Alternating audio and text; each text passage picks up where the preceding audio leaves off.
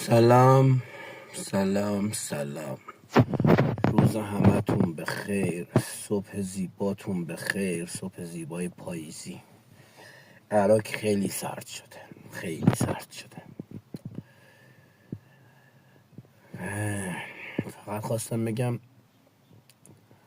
ما هوادارهای پرسپولیس همیشه پر انرژی، با افتخار، با تمام وجودمون از تیممون حمایت میکنیم. کاری هم به شعله زرد و ترتر و کیسه بی‌هویت نداریم، چون ما اصالت داریم، چون ما تاریخ داریم، چون ما تمدن داریم.